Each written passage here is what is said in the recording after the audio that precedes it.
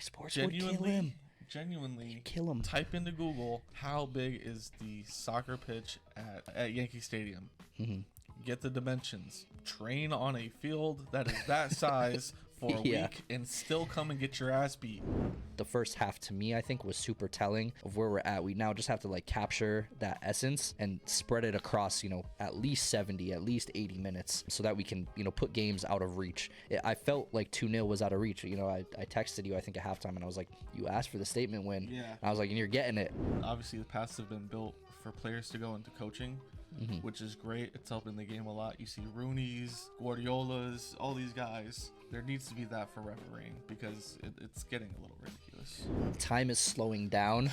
When I see Santi chasing down the ball and then I shift my look, okay, it's just the keeper. No defenders are going to get to Santi. It's just up to him to beat him. And I've seen it one too many times that ball does not end up a goal. All right, episode 93, the Alfaro old special. Yeah, the old Alfaro. The old Tony Alfaro episode. I think we just found out the only number 93 we've had on the team. And kind of fitting because, the guy might get some go this week with Chanot away on international duty. We'll obviously get into that, do a little bit of Houston Dynamo preview. But, the main thing on the docket is kind of recapping that DC United game. What we were hoping would be a statement win. But, I guess, what do you think generally about the game? Yeah, there are statements made, none really having to do with what I wanted. I wanted a statement win, 3-0, something along those lines, 3-0, 3-1, something that really shows not only that we have the potential, all we've been able to talk about is potential because we've not seen anything. I really wanted something to talk about and just say that this team went out and smashed somebody. Yeah. And that's not what happened necessarily. I think Santi had a statement game for sure. Santi had the type of game where he can kind of turn back to the people who were doubting him. Me being one of them. Like, we asked for exactly that type of performance, that game changing performance, and that's exactly what he gave us with the goal and the assist. Chanot, I'm kind of happy to see him get a little rest this week. I'm not gonna lie. Just with that goal from Benteke, obviously he's one of the most dangerous players in the world with his head. It's hard to blame somebody, but you look at the effort from Chanot on that goal. It's just not there. It looked like an old man, like, I don't know, trying to defend himself. Like, fight back. Like, just do something. So it was unfortunate to see, and we love Chanot here. It was just unfortunate to see that lack of effort, and like it looked like his legs were tired already, at that point. So, I think that was coming out of the second half too. I think really early on in the game, I think you're right. Maybe Chanot's legs got tired because it was another tale of two halves. It was like that against Miami, and now it was like that against DC. Except in Miami, we saved it for the second half, and Miami we saved it for the second half. This we had it in the first half, and I think it was somebody commented on the highlights video on YouTube that NYCFC put up, and they're like, if we could string together two halves, like we would be such an incredibly dangerous team. And that's what we looked like in the first half. I thought Chanot actually looked good. He was like hustling. He was keeping up with Ruan, I think, on one play early on, very early. Ruan, aging, though. Yeah, but Ruan is like down the wing, and like Chanot is like keeping pace with him, makes a perfect tackle to like deny the opportunity. And I was like, oh wow, this is great. Hopefully this is what we're gonna see from Chanot the entire game. And then obviously you alluded to the goal already, but I think it's interesting that DC, I think, is a lot stronger than we expected. We treated them, at least in the way that we talked about them, the same way as sort of like a get-right opportunity like Chicago was. And in both cases, both teams came out and they actually like gave us a real fight. And we fought back, at least for the first half. We did end up winning, right? But the first half, to me, I think, was super telling of where we're at. We now just have to like capture that essence and spread it across, at least 70, at least 80 minutes, so that we can, put games out of reach. I felt like 2-0 was out of reach. I texted you, I think, at halftime, and I was like, you asked for the statement win. Yeah. And I was like, and you're getting it. And Which then is almost a kiss of death. I know. We look at it. And then 46th minute. Then we went on to lose 2-0, I guess, at that point. Yeah, technically. Yeah, right. So, yeah, I mean, it was just... Well, 2-1 because Thiago comes in. 2-1. That's a whole nother conversation, but... Right. Yeah, no, I think you hit it right on the head. But when you look at the guy on the other side, which is one thing that I was telling you, it was extra hard to miss this game in person because as a United fan, Wayne Rooney being in the same room as him would have been insane. Well, I was going to say last week you had Phil Neville in the flesh in front of you. And then the lower Neville. Yeah, right. To be fair, still a United boy. But yeah, to have been in the same room as Rooney would have been. And then it bubbled up on Twitter. I don't know who it was. Some City fan account said, big props to Cushing. Once a blue, always a blue. To take out 2 Man U men really? in back. Yeah, 3 with Beckham. Yeah, in back-to-back weeks is beautiful, and yeah, I love that. I mean, I think Cushing, he's doing the right things. I think he's getting as much as he can out of the players for it to be early season. Well, yeah, that's what I was just gonna say about Rooney was you're talking about a team led by Rooney, who you saw one of the best plays in MLS history was by him. In terms of effort, that's what you're gonna get from a Wayne Rooney team. Is if anything, if they're not the best players in the world, they're gonna absolutely put the best effort out there. And they went the full 90 minutes trying to win it. Yeah. Birnbaum tried to kill Keaton. I don't know how that's not. You don't know how. When you see it, you see your guy get hurt. Obviously, that sucks. But on the flip side of it, that's like you just see that effort in the 90th minute, and you have to applaud it. And that's really what Rooney does. It's just what he's inspiring his team to do, which is cool. It just gave us a really hard time, more than I thought it would. Well, and it was obvious that it was going to be a tough second half, I think.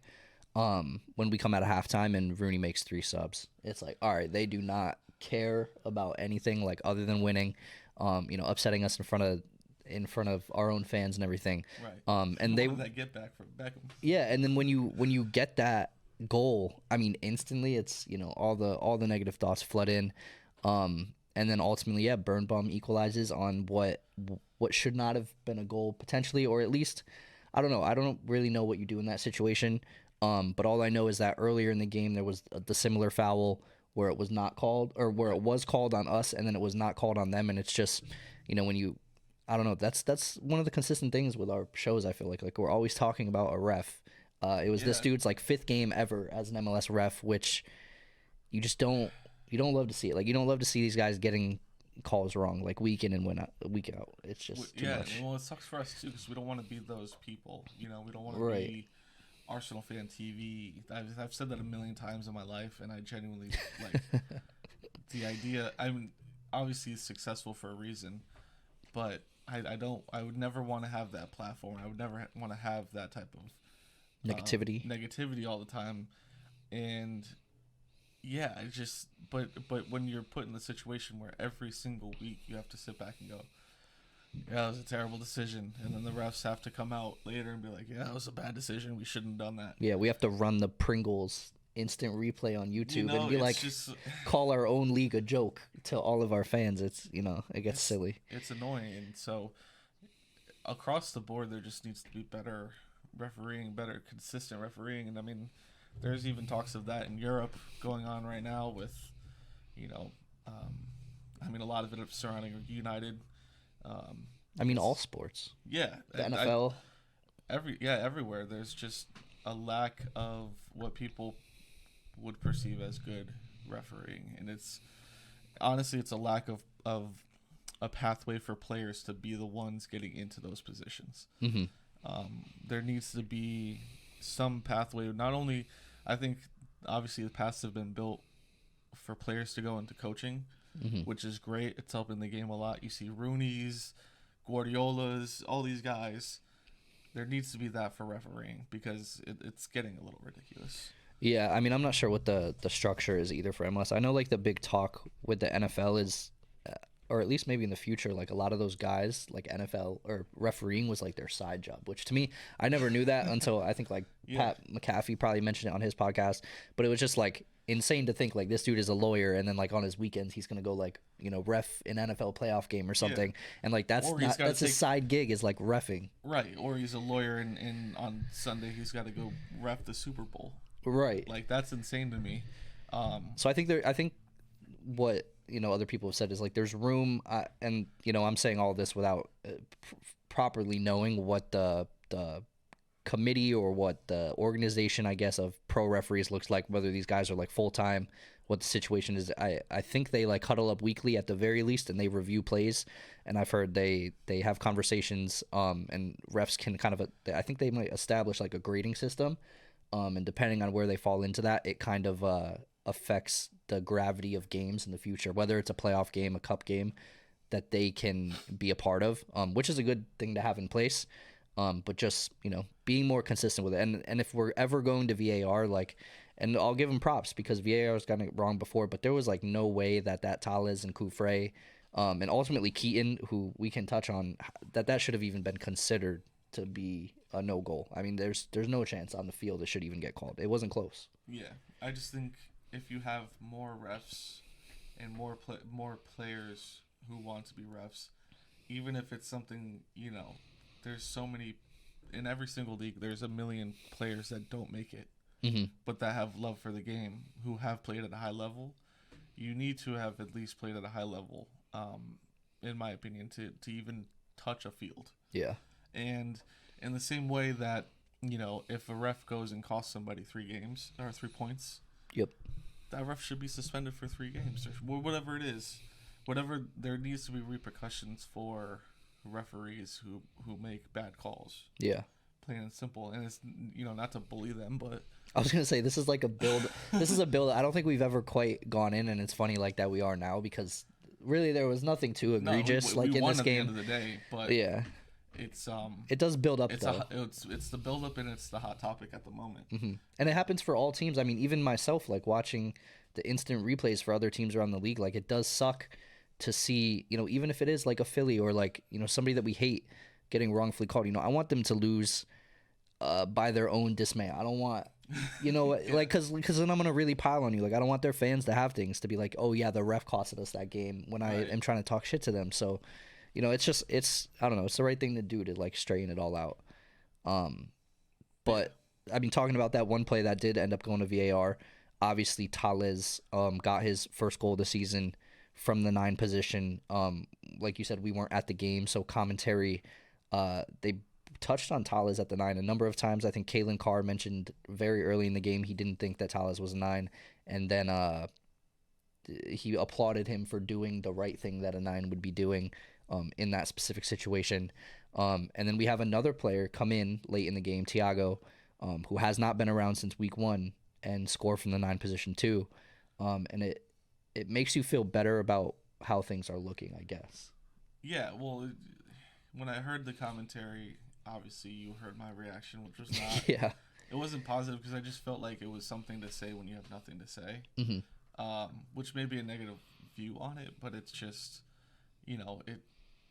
it goes back to the idea of missing the Ian and Joe commentary because they actually know the club. Yeah. And when they say things, you don't have that reaction because they put time into knowing everything about the club, knowing the players, and not just being like, oh, this is a hot topic, like let me just bring it up in this moment.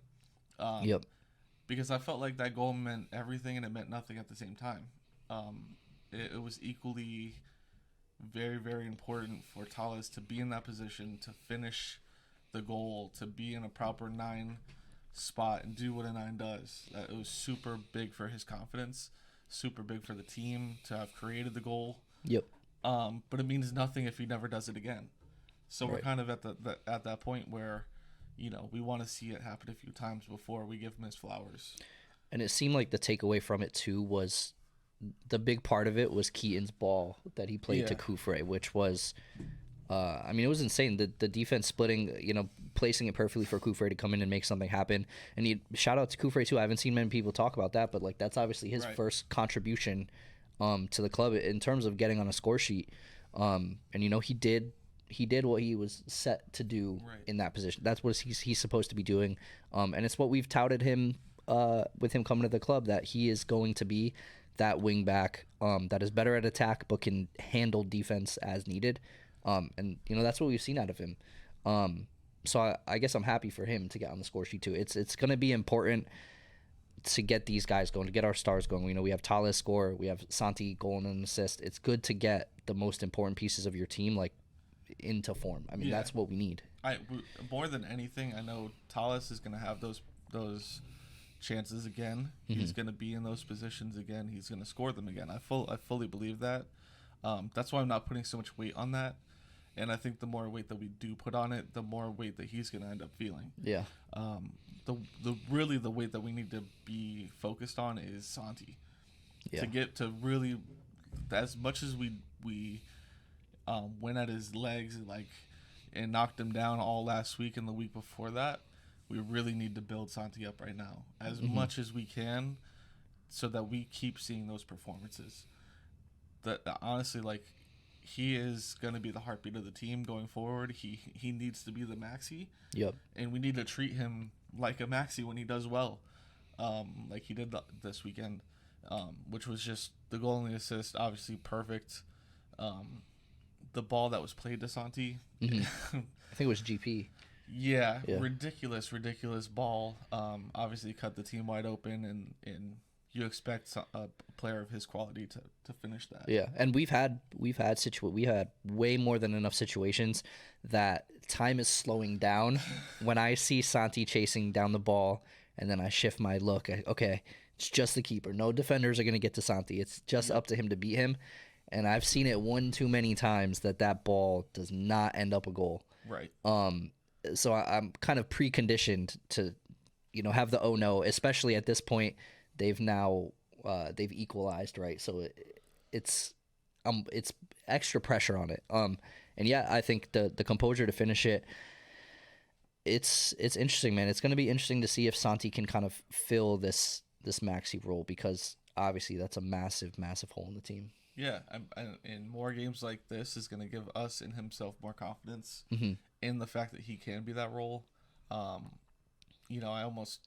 hate at this point to keep bringing it up and call it the maxi role, because that sets such a high ceiling on it. Do you think Chicago Bulls fans are calling the shooting guard position the Jordan role? Yeah. It's kind of like, at what point do you kind of get over it and move on? When the shoes are too big to fill. Yeah, it's like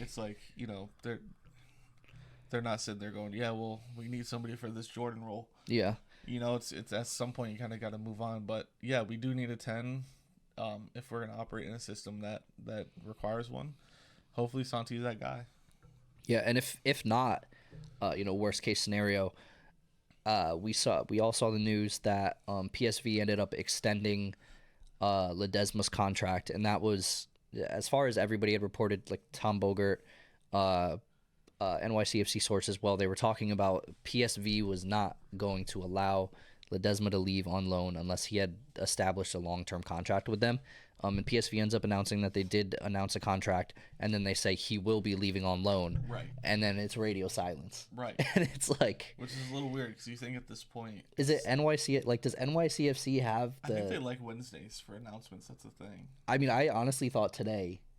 I didn't want to record last night because I was almost 100% sure it was coming out today. And I was like, I don't want to be behind the news when this comes out. Right. And then they don't announce it. And also, does NYCFC have the nuts to tell PSV you cannot announce what's happening? It's we're gonna get that, to do that. Probably. That just seems crazy to me. I'm sure they filmed something. There's been no typically we lean on other teams, beat reporters and sources to kind of inform us of what's happening with our club, because there's so little that City Football Group allows outside of their allows out. And there's even been nothing from PSV of confirmations, I guess, in terms of he is definitely coming here. But they say loan, and then we all kind of just assume because that's. But what's the rumor, Bill's I'm been? assuming they're still because there was essentially that was the first condition of him coming here. Was his contract needed to be extended. The next point is paying off RSL for his rights, which maybe RSL's putting up a fight for it. I was going to say, if I'm RSL, I'm just like sticking it to you just to weaken somebody in the league. Yeah. Even if I don't want Ledesma. Who knows? We might. I don't know. Can they force us to trade somebody? I don't really know how that works. I don't know either.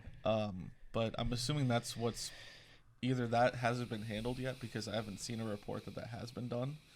And I'm assuming MLS News folks would announce that. So I haven't seen that yet, and I'm assuming that they're still gonna have to film some type of something Subway related where they're gonna deliver him a pizza box of a jersey, a contract. And so I mean if it doesn't happen by Thursday, I honestly wouldn't expect it until maybe like the next week, maybe Saturday or next week. It'll be interesting. And then it would be insane as an NYCFC podcast not to talk about kind of the tornado that took place with MLS Buzz, obviously a pretty prominent Twitter account. Just I don't know if he was like coordinated with The Athletic, who ended up releasing like an article the next day that talked a lot about us and playing at home and everything. But for whatever reason, he just decided to go in on our field, the sight lines, the pitch, which, hey, we'll be the first to admit the pitch is obviously not great when you're throwing turf down. It's in bad condition right now. Yeah, and it looked at its worst against DC. So we're not giving you shit for that. But then to also bring in the argument about the narrowness, which is, I mean, if there's like a dead horse, like it is, they've beaten it to the ground, past the ground. They've beaten it. And it's just like to keep bringing up the same thing. And then to me, I feel like he kind of started to lean on the fact that it was hard to watch on broadcast. And for that reason, I guess he's never watched an NYCFC game at home. It's so much better to watch. Yeah. And I also don't know how you can be like a prominent MLS account and you have never watched a home game for one of the best teams in the league for like the last 7 years. That to me just seems like crazy. But that aside, then he kind of started to divulge into the narrowness and how that has an effect on how well we're playing, but didn't want the implication that is the reason we're winning to be attached to him. But it's like, obviously that is the point of the argument you're making when you're saying the field is narrow and it supports our play. So then like the next logical step is we are winning because the field is narrow and it supports our play. But then he tried to keep leaning on like, this is not why you're playing well. You guys are still a good club and all this stuff. It's like, didn't want to say it. You're like attacking it though. Like what's gonna happen when you tweet this stuff. Obviously, people sounded off. People sounded off crazy. I mean, if he didn't throw the phone on airplane mode for the beginning of the week, work must not have been. Nothing must have been fun in his life because I mean, New Yorkers were killing him. Jonathan Sanchez obviously going crazy on him. Paul Harvey. Maximo's dad was in there teeing up. It's just like it's crazy when something happens within the NYCFC Twitter community, and you click in and then you see like, oh, I know all these names, and they're all replying to this thing, and it's not looking good for this guy. Yeah, he got murdered, and rightfully so. It's just stupid. First of all, nobody wants us NYCFC to have a stadium more than NYCFC fans. I don't know how many times we have to say that. I don't know how many times I have to scream into the void. We want a stadium more than y'all want us to have a stadium. Yep. So you're preaching to the choir. Second of all, the dimensions of our field have been public for a long time. Yeah. Well, people just don't believe it because like the Phil Curtins or Jim Curtin. I always forget this guy's name, but like they always make these like snide little comments after they get their ass beat at Yankee Stadium, and they're like, tactics. Well, if the field wasn't 68 yards wide, then we probably would have been better. And it's like it is listed and like documented. Not only are we FIFA regulated, like and for anybody that wants to lean on the thing that we're not allowed to play CONCACAF games there because of the field side, that is not the case. It's because of stationary advertisements in Yankee Stadium that cannot be removed, and CONCACAF doesn't allow it because of that. That's something I learned this weekend, which is great to know because I thought these dudes did have some ammo against us, but like they don't. It is FIFA regulated. I think they said Fulham in the Prem has the same field size as us. Yeah. And I've never, ever, ever, ever heard somebody talk about that. No, ever. never. And you know why? Can you imagine, like, Pep goes to Fulham and cries that the field is, like, a yard too short? Yeah. No, it's stupid. And Sky Sports would kill him. Genuinely, Kill him. type into Google, how big is the soccer pitch at Yankee Stadium? Mm-hmm. Get the dimensions. Train on a field that is that size for a week and still come and get your ass beat. Yeah. Plain and simple. I have a dream of one day we have to talk to the powers that be at the club and, like, I don't know, maybe buy 70 yardsticks, drive our asses to Yankee Stadium, and just lay them down one by one, continuous on camera. That's it. Like, that's the end of the story. We're done talking about it. Anybody ever talks about it again, tweet the link. That's it. Yeah. It has to be done. Somebody has to do it. I think Glenn did something similar. He stepped with his feet.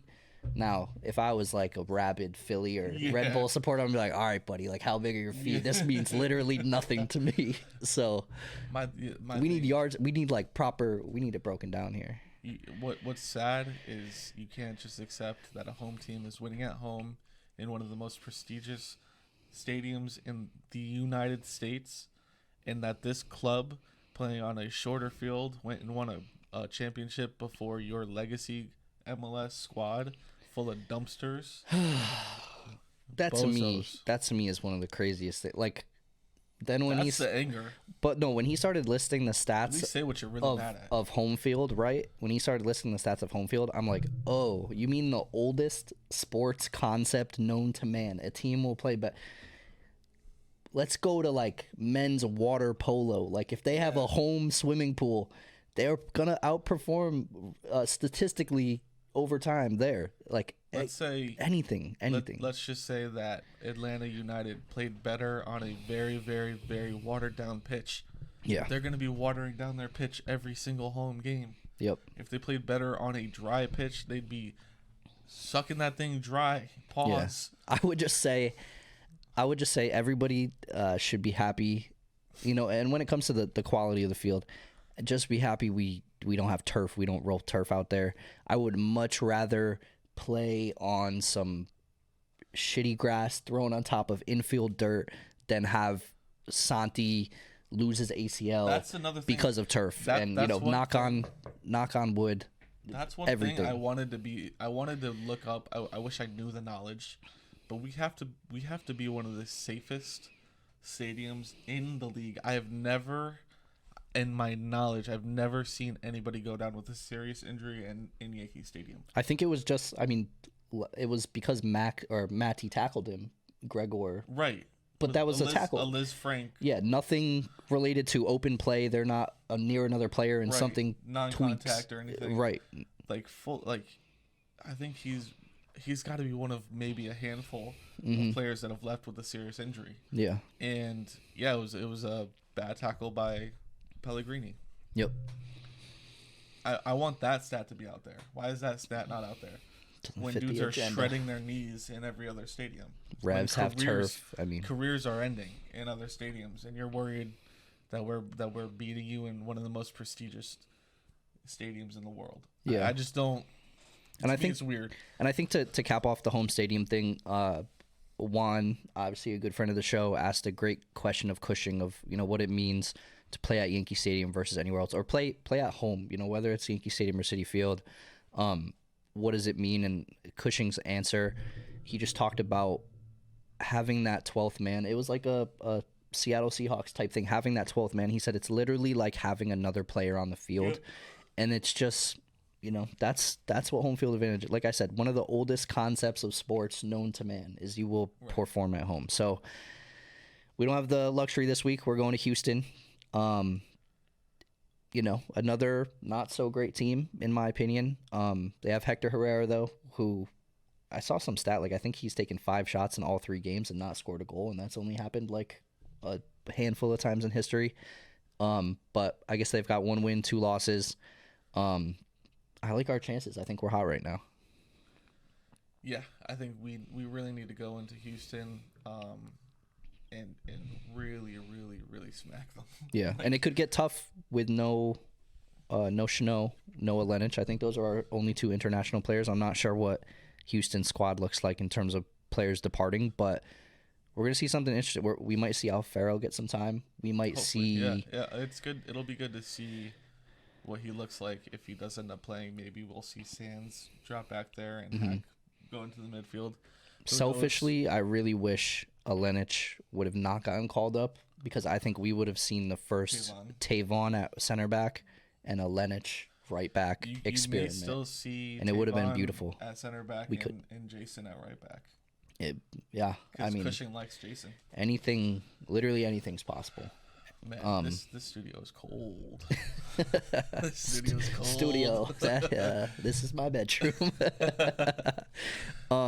But yeah, man, Houston on the weekend. I'm excited for it. I mean, we're gonna have to score goals. I don't know who's gonna do it. It's gonna have to be Santi probably. Being a part of it, and Keaton. Santi and Keaton being a part of it. Goal, if we only have one goal,